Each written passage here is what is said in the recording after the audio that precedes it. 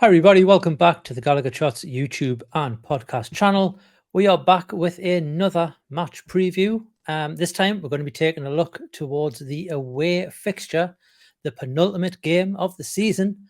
It's the game against Manchester United at Old Trafford. I am Scott, I'm your host for this one, and this week's just the three of us, joined by Joe and Daryl. Joe, mate, how are you after the weekend's fixtures and after watching Manchester United get beat off Arsenal? Feeling pretty good. The draw against Brighton wasn't the best, but I'm not being funny. They're still a decent side. I mean, they beat us away at their place at the start of the season. I think we maybe got a little bit ahead of ourselves thinking it was going to be an absolute steamroll. But, a draw's not the worst result in the world. It just means we basically have to match Chelsea's results at the end of the day. And what better way to bounce back than go to an Old Trafford that is not only falling down, but is now waterlogged and is basically going to be a swimming pool by the time we get there. And a Man United team that is absolutely in despair with as many injuries as us at the minute, maybe even more when you look at some of the dross that they've been having to put out. And mind you, the game against Arsenal that they've just had, I think they did better than most people probably expected, but I'm not seeing too much that I'm expecting to be threatened by come Wednesday. Well, we'll get into that in a bit. Just get ahead of ourselves, Joe. Let's give people the opportunity to listen to some other things. We've got Magpin to show first. Come on, Daryl, mate, how are you?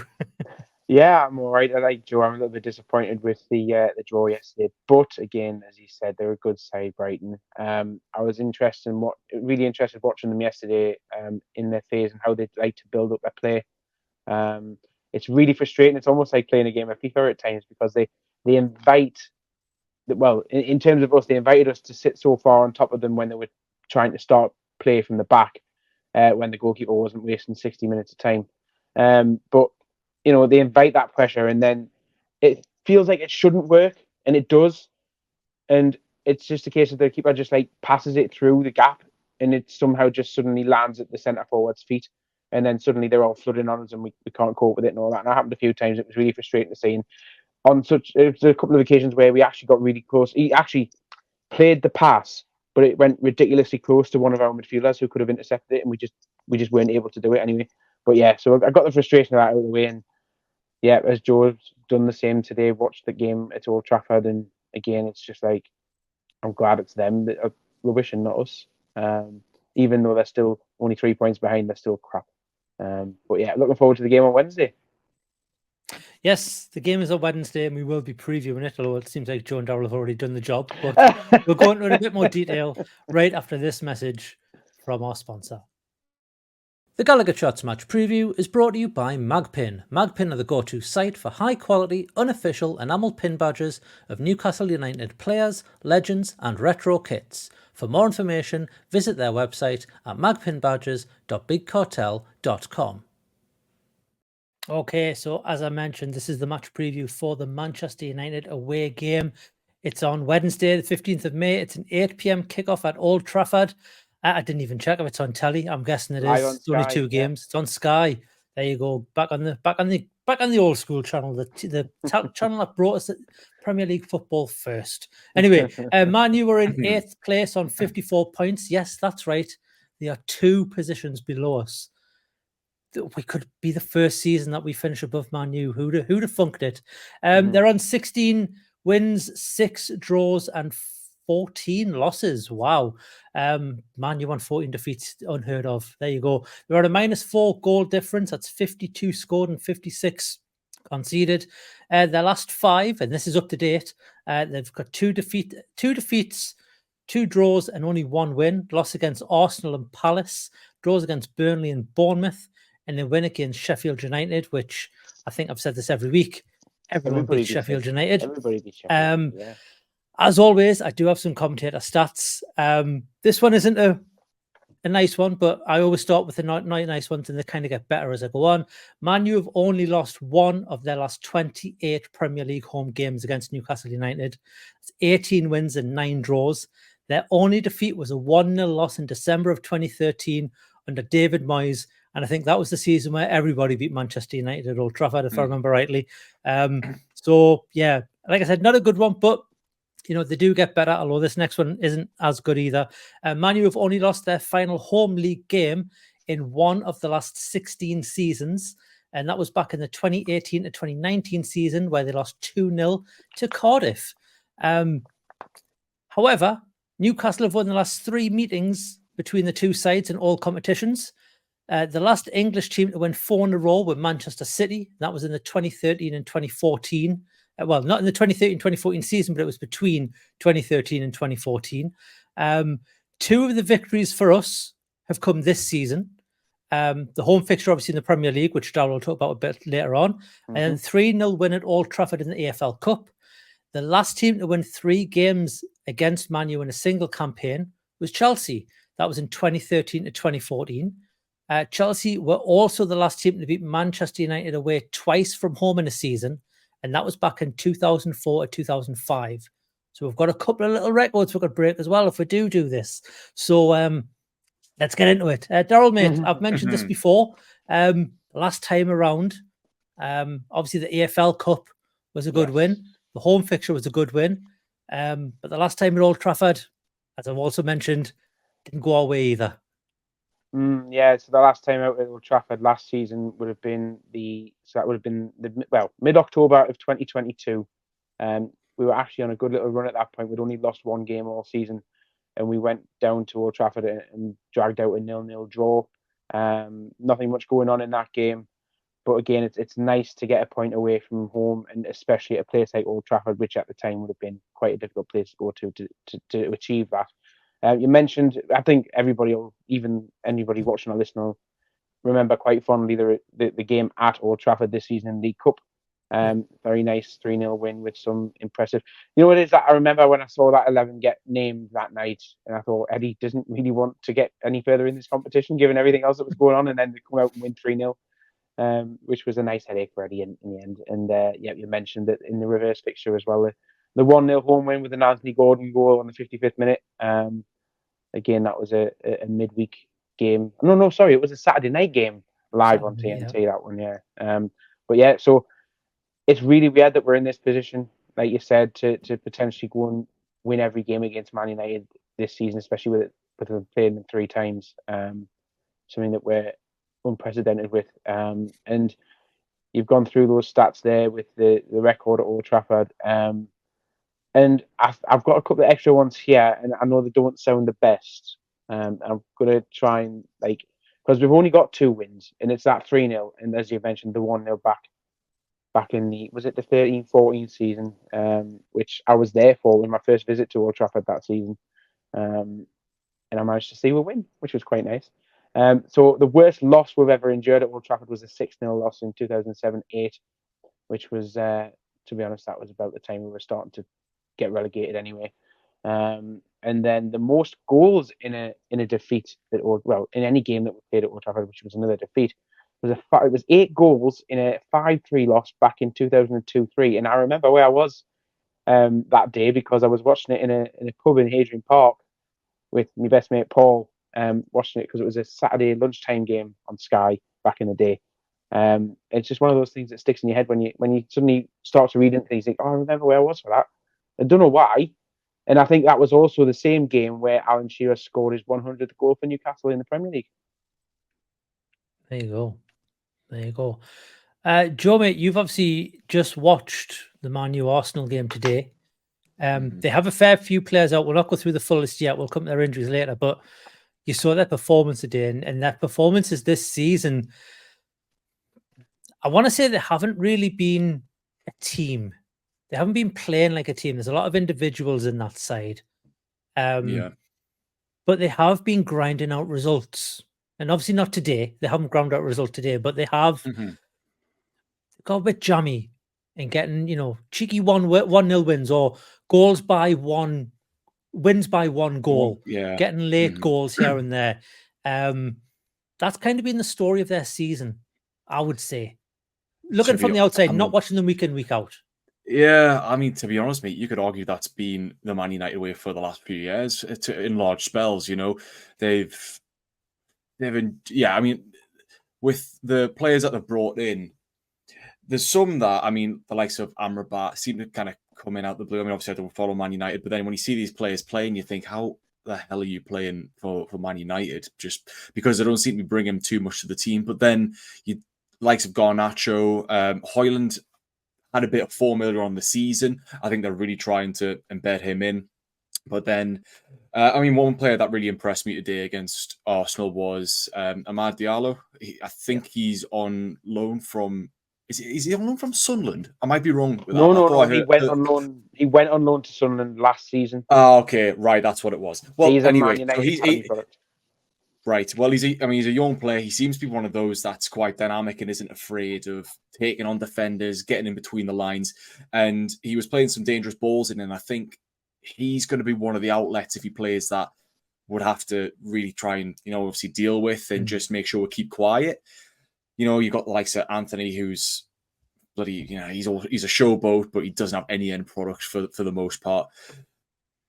So it's a difficult one, really. I mean, you got Bruno Fernandes, who's finally missed his first 2 games through injury in his entire career.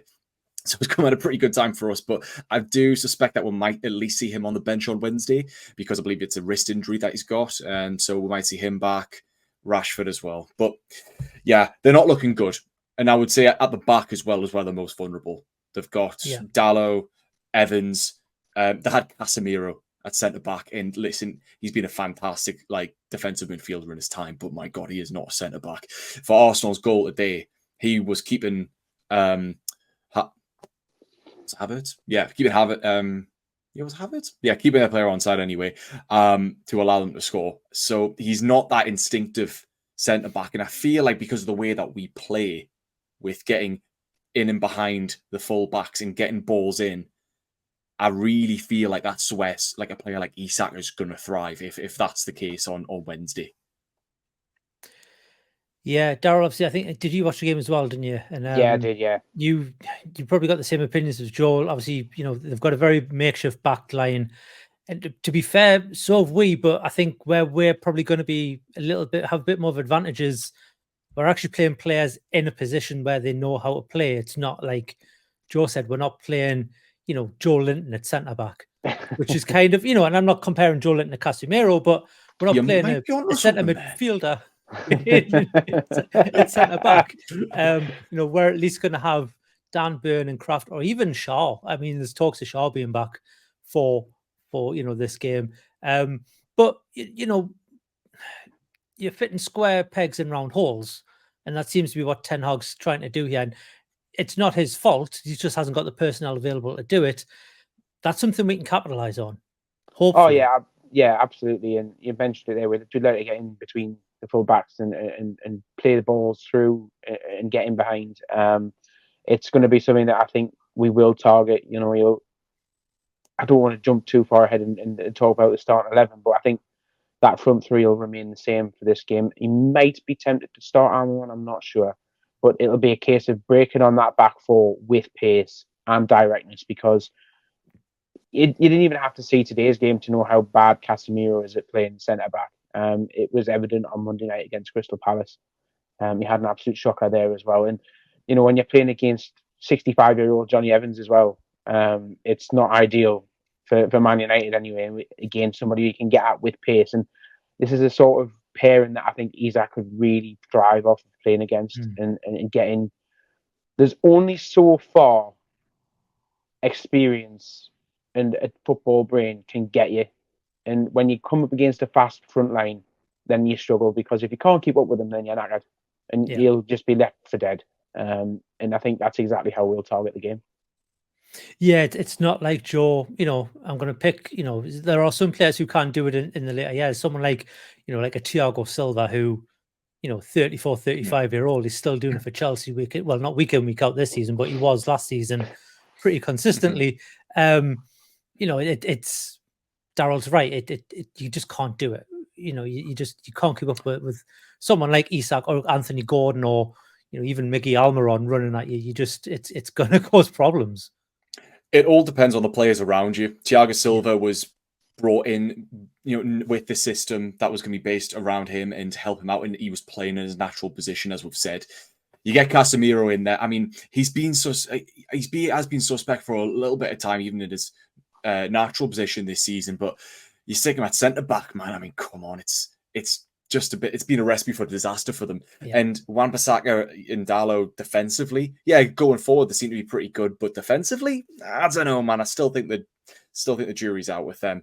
So no, it's a really good opportunity for us. I think that looking at it, we're probably not going to have a better time to play them in recent years. I mean, just on paper, and we're having players back, and we're having some really strong players back as well. And one thing I did notice against Arsenal was that they've got some weak players who do not like to, throw a tackle in. I will say that the likes of maybe like Amrabat, as I mentioned earlier, are an exception to that. They, he was quite good at intercepting and winning a few balls back, but I look at the likes of, like a Garnacho and an Anthony and these kind of players who they can down like a sack of shite as soon as you touch them. but as long as we're smart about it, and as long as we don't, draw into those fouls and we're clean in the way that we'll get possession back, I look at the likes of Joe Linton, Bruno, with the physicality that we've got. I mean, surely we'll have enough of them, in the middle of the park, and then you just release the likes of Gordon, Mickey, Barnes away, and 1-0. So yeah, we'll see. Well, we'll quickly run through Man U's injury list. Obviously, we're doing this right after their game against Arsenal, so I don't know if there's been any additions after the game. There's a couple that were 50-50 for this game that might come back. Nothing's been updated. And again, as always, I haven't made the button yet, but we are doing this before the press conferences. We are doing this before we know any new info. So we're getting this, this is pretty much before the games, even before the weekend. So, this is as is. So the Man U injuries are, is it Malachi, Luke Shaw, Harry Maguire, Martinez, Varane, Martial, Lindelof, Rashford and Fernandes have put stars on because they were 50-50 for today's game. And as I said, Joe, I think Fernandes is a wrist injury. Like I said, he probably should have played tonight. I think even Wayne Rooney said tonight after the game, there's some of the Man U players who should have been on the pitch tonight who aren't on that pitch. It's like, come on, what's going on? And then Mason Mount is the last one on that list. So, yeah, they've got an injury list like we used to have an injury list. I think even Ten Hag saying he's got 9 players out. It's like, boo-hoo, we've had it as well. But, they're big names. And Daryl, you look at our injury list, it's getting shorter and shorter. Look at our bench at the weekend. It's getting stronger and stronger. You could argue there were some players on our bench who maybe could have played at the weekend and who didn't. And you've got to think Eddie did that with one eye on this game. Yeah, I think for me, the one out of all of them that I would expect to start on Wednesday night is Joe Linton. I think this game is made for Joe Linton to come straight back into midfield. And to quote Decker from Monday night's Always Smiling Faces podcast, I expect him to come in and start choke slamming people and pointing a few drop kicks in and even maybe even kicking Amrabat into the ship canal next door because he's not that far away from it. I think this game... You may not need to. You may just get washed in by the waterfall that's coming down the side of Old Trafford. There's every chance of that, yeah. And I think, I think there might be a temptation to play Trippier, but again, do we need to risk him just yet? It would be his first start. Valentino were limping pretty badly by the end of that game, but I think it was just cramped. We'll see what happens. See what happens at the press conference. Because that will give so much away, won't it? Yeah, because he'll tell the truth. Of course he will. But across the front line, like I hinted at before, maybe he might be tempted to start Miggy instead of Murphy. We'll see. But it's so nice to see a strong bench. It really is. And I mean, Daryl, Sorry, I was just going to say, you say starting Miggy ahead of Murphy, but we haven't really spoken too much about the fact that Barnes has been dropped. And correct me if I'm wrong, but he's not exactly had another reoccurrence of an injury. I think he might have had a knock for one game, but it's interesting to see because we were talking about Barnes, Gordon, and Isak being this front three that was going to, propel us through to the end of the season, but it's not quite happening. He's obviously preferring Gordon back on his natural left side and in Murphy on the right. So, I wonder why that is. Do you think the Barnes situation at the weekend was because of Wilson not even being on the bench? and he kind of needed Barnes to come in so he could move Gordon up front because he was going to save Isak. Good point. Yeah. For the Man U game. I think that's took Isak off pretty early. I don't know. Like I was we have no idea what's going on. But who else have we got to play in number 9, right? Who else have we got to play in number 9? Can't play Miggy up top on his own. I mean, you could put Joe Linton up there, maybe. But I mean, why not? Blast from the past. We'll see what happens. Obviously, I think there's one question that does need to be asked, and we've seen him back on the bench, and he's been good in training, and it's Nick Pope. Do you stick with Martin Dubravka, who, he has let in a few goals, but he's been solid. He's put the belief back in the defense, and that's one thing we've all spoke about. The defense was maybe a bit shaky because there was that maybe lack of belief in the keeper, but he seemed to install that back in them. They've looked a bit more solid because that belief's back there. Do you shake it up in such an important game that this is now, given the result of the weekend? Or do you stick with Martin Dubravka and do you keep Pope on the bench, Daryl? Well, I've maintained this for the last few weeks now, building up to this potential crunch point being of when Pope is fit, does he come back in? And certainly for this game, I'd still be tempted to stick with Dubravka. As you've mentioned, he's, as much as he might have conceded a few goals here and there, he's brought a little bit of solidity to what is a makeshift defence. And do you really want to risk making another change to that just at this point where we've got this crucial fixture coming in? For me, I think if we can get the business done on Wednesday night, then we can have Pope return for the last game of the season. There's a bit of a fanfare and a bit of a chance to, for him to say goodbye to everybody probably, and for us to see him back and in between the posts there. Again, with a relationship with that back four has now developed with Dubravka, and that is the key issue here. And again, do you want to disrupt it right now? Is it really going to be beneficial? I mean, all it would take would be for one little misunderstanding between them and Nick Pope on Wednesday, and it could cost us the game. Whereas at least Dubravka has had now, 5 to 6 weeks to work with that defence and build up that relationship and see how it goes from there. It will be an interesting one. I think the only other big question is, and I think we probably all know the answer to this, it's Callum Wilson. Was it a precaution or is he out for a bit longer? I know we touched on it last week in the last preview. There was rumours. We kind of poo-pooed them a little bit because we didn't know. And then lo and behold, he's not even on the bench, Joe. And now we know no more, and we've got no idea. I don't know, man. It's Callum Wilson. He could be out for 2 days. He could be out for 2 months. Should we call him Cinderella? And is he just got a glass slipper? And is that what it is? And it's shattered. Oh dear. Should we just call him Cinderella from now on? Yeah, it's. I really do hope that it is just a minor thing and that he's back, because he was forming a really good relationship with Isak, and the pair of them were working well together. Wilson more as our poacher and Isak playing a bit wider, dropping in behind. So it is a shame that he's come back in for yet another couple of games and he's off again. But yeah. It's so difficult to say. I honestly thought he would be fine. I thought the rumors were just that. Yeah. We haven't really heard anything up until now. So we'll kind of have to assume he's not going to be fit. And if he didn't even make the squad at all on Saturday, you have to think that he's going to, at the best, make the bench on Wednesday. But yeah, probably don't see it knowing his history. And it's a bit of a shame because, like I say, he's a great player when he's fit.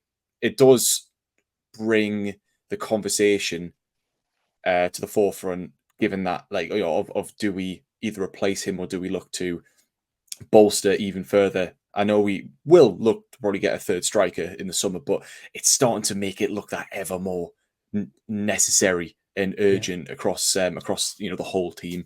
So no, I am praying that he is fit on Wednesday, because when Callum Wilson's fit, he scores goals. It's as simple as that. Unfortunately, go on. Go on, Joe. I'll let you finish now. I was going to say is what Gordon said is the best ability is availability, and you can't really argue against that. So no, praying that he's fit though, because he is a class player and I do love him. Yeah, I think it's open to interpretation, isn't it? Because Eddie Howe described it as tightness. But tightness in what? Is it tightness in the tit that fell off, or is it tightness in his hamstring, tightness in his calf, or somewhere else? It's something that's pay a open. fine. He's just being tight in his wallet. Well, That's what it is. That's it. Who knows? It's open to interpretation, and then that makes you wonder: is it just the fact that he missed Saturday? Is he going to be available for the next two? I think if he is available again, it would be a case of just having him as a bench option. I wouldn't be starting him, not in particular for this game. And I hope he is there because it's nice to have that option. You can't just rely on playing Isaac for an hour after 80 minutes and then Gordon, who's already been on the pitch from the start, having to come on and to move position and play the last 10 minutes through the middle when he'll be getting close to his red zones for his fatigue as well. Absolutely. There's one more thing I want to touch on before we move on to everybody's favourite feature. And that is, Daryl, you mentioned about Joe Linton coming back in. Mm-hmm. Obviously, Sean Longstaff has now got 2 goals in 2 games. He's putting in a bit more of a performance. He's obviously, he's still got his critics, but I think he always will. But he's putting in better performances week in, week out now. Mm-hmm. Elliot Anderson is solid. He was absolutely outstanding at the weekend, I thought. He was, covering brilliantly in defence with Lewis Hall. He was doing great, kind of slotting in at that left back position and helping Lewis Hall and dropping in. And then also going forward, he was great. Bruno's Bruno. You can't drop Bruno. So where does Joe Linton fit in this team if he's starting on Wednesday? Yeah. Who do you drop? Well, for me, I think it just reverts back to how it used to be. And we know what Elliot Anderson's been doing since he's come back into the team in the last few weeks. He has been doing the Joe Linton job. That is the position that he's been playing. So for me, it would be the straight swap to have Joe Linton come in for Anderson, which I feel bad saying for Elliot Anderson because, like you say, he's done really well the last few weeks when he's been playing. He's certainly been putting the shifts in that we didn't know anybody else in the team could do, basically. I didn't see this side of Elliot Anderson being able to fill that Joe Linton role like this before the injuries all happened. So it's really refreshing to see. But for me, it would definitely be Anderson. I think as much as everybody has a bit of a groan when it comes to Sean Longstaff, stats don't lie. With the 2 goals in 2 games, he's potent. He does the job himself that Eddie Howar's quite rightly mentioned in press conferences that nobody else can do, even with 2 shattered glass ankles himself. And I think if we can just get another 90 minutes out of him on Wednesday, then he'll be straight to the hospital to get that sorted out. He's also the only real player that does it on that right-hand side as well. When we talk about Anderson, Joe Linton, they're always left-hand side players. That's where they've always really played. There's not really anyone, besides Tenali, who obviously we can't play, that takes out that right-hand side position. But again, it goes back to what we said, that we have these options in defence on the bench now, to come on after 65, 70 minutes. If Man United are getting a bit of a foothold into the game and we need to, get something back into it, we need to get that some fresh legs on. Anderson is perfect, whether you stick him on the left of midfield or you even push him up onto the wing. He's great at that. So the bench is going to look strong. It's going to look good. It is. Well, we've talked about the teams. Talked about the bench, talked about the floods, we talked about the waterfalls. There's only one more thing we need to talk about, Daryl. Yeah, certainly is. And that's the man in charge. So take it away with the Ref Watch. Who's in charge this week? Right, so the man who's going to be in charge at Old Trafford is a certain Robert Jones from Merseyside. Now, I will come back to this very briefly. Well, not very briefly, but I will come back to it very shortly. Once we've written out what his stats are for the season there. So this is going to be his 5th Newcastle game this season. He has previously overseen the 1-0 loss back in August at Man City, and he was also in charge of the 4-3 West Ham victory at St James's Park earlier this year. And the other games actually are all games against Man United. So he's done the League Cup game at Old Trafford, and he did the reverse fixture at St James's Park. 2 wins in the 2 games that he's refereed against Man United with us this season. So we're going for a hat-trick under Mr. Jones here. So we're going for the 3rd, the trifecta. We're going for the lot. So again, when you look at the overall thing there, 1 loss and 3 wins so far this season. We're going for the 4th. Hopefully we'll get it.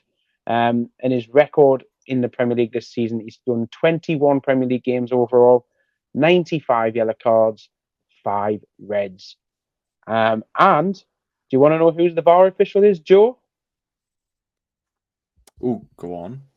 It's our man from Australia. It's Jared Gillett. He's back. Oh, Jared Gillett. He's The back best on a man VAR. can get. He's back on the VAR. So he's going to be in charge of watching everything and telling Robert Jones he's done something wrong or done well. He'll not be telling him if he's done it right. He'll just leave him to it. But he'll be certainly flagging him if he's done something wrong. Just that positive reinforcement in his ear. You're doing really Yeah. well. You're doing we hope he amazing. does Sweetie. everything Carry right on. so that we don't have to hear from Jared Gillett at all. But something tells me we probably will, and hopefully not to our own detriment. But yeah, that's it. We've got Robert Jones in the middle on the pitch and Jared Gillett in the VAR room. There we have it. Right then, let's move on to our predictions. Joe, mate, I'm coming to you this time because Daryl spoke. Cool. He's done his breath watch, so now it's your turn to speak. I'll give him. What's Yeah, your prediction for this one? I'll give him that one.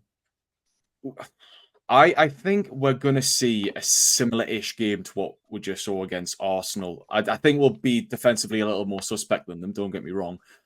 But as I said earlier, we're going to get in behind their full-backs. If Casemiro's playing centre-back, Isak will be able to exploit them spaces. And I do think we'll have too much for them in midfield. So I am expecting them to get back into the game at some point. But I think we'll do enough. So I'm going to go for a pragmatic, nervy 1-0 win. And I'll say Isak gets the goal. And I'm looking forward to my Old Trafford debut. I'm going there on Wednesday. Looking forward to being in the away end. And yeah, hopefully we'll get the 3 points. How are the lads? Come on. There we go. Daryl, mate, your Well, prediction. I'm a little bit similar to Joe, but I'm actually going to go for goals for both sides. I'm going to go with a 2-1 away win for Newcastle. I think it will be quite a tight game. It is going to be a case of us just being direct and just breaking the lines at the right times in the game. I think we'll probably take the lead, then they'll claw one back as they tend to do in these jammy situations that they find themselves in. And then we will just have enough to see ourselves over the line and get a winner late on in the game. Goal scorers, I'll go with Højlund for them, and I'll have Isak and Bruno for us. There you go. I'm in agreement with Joe, actually. I think it's going to be a tight one. Yeah, I'm going to go 1-0. I think it'll be second half as well, probably 60, 70 minutes. So it's going to be... Sorry, I know you're both going, aren't you? So I think it's going to be... I'm not going, no. You're not going, no. There's a few of us, a few of the lads going in the GallowgateShots groups. I'm not, but I'm in a different country, so it'd be a bit of a trek. But no, yeah, I think 1-0, 60, 65, 70 minutes. And I think it's going to be a Kieran Trippier over the wall free kick. Ooh, there you go. Me like that, Seal the deal. Seal the deal. And he's going to come on as a sub as well, so he's not going to start the game. That's how I think it's going to go down. So there you have it. Yeah, 1-0. That'll be fun, won't it? Let us know in the comments below what your predictions are. Also, if you don't want to give a prediction in the comments, just put your favorite emoji in the comments, just for interaction, just for shits and giggles. Do the poop emoji for shits and giggles. There you go. Also, let us know what you think of our preview in the comments. And while you're down there, hit the little thumbs up button. If you've liked this, hit the thumbs down. If you haven't, if you're a Man U fan, let us know what you think is going to happen. All the way down there in 8th in the league. Let us know what it's like down there, because we haven't been there for a little while as well. I'm just joshing. It's just nice to be above you for a change. While you're there, if you hit the subscribe button, that'll unlock the little notification bell. If you hit that, you will be alerted when new videos go live on the channel. And if you want to go one step further, we do have a membership program. It's $2.99 a month. That gets you early access to videos like this one you are watching right now, as well as access to the Telegram group and the Discord server. Boys, there's one more to go after this one. I'm looking forward to it. Crunch time. Near the end of the season. We're going to do it, man. We're going to do it. I've got full faith. And we're guaranteed 7th. But that's not good enough for me. We're going to get all 3. Nah. And then Chelsea going to lose to Brighton. And then Man U we're going to lose to Brighton. And then the passport's it's not getting dusted off, because it got dusted off last season. Just going to get back on the draw again. Yeah. And then I'm going to get more trains to other parts of Europe and meet up with people in probably arse end of Bosnia or somewhere like that. No, we'll be seeing, who knows? Hey, what an that'll be, yeah. It'll be Cheap fun. pints galore would be beautiful. Good It'll be deals. fun. I'm looking forward to Yeah. it. But we will see you all in the next one. We're looking forward to this game. Have a good one. We'll see you there. Bye, everyone. Bye bye.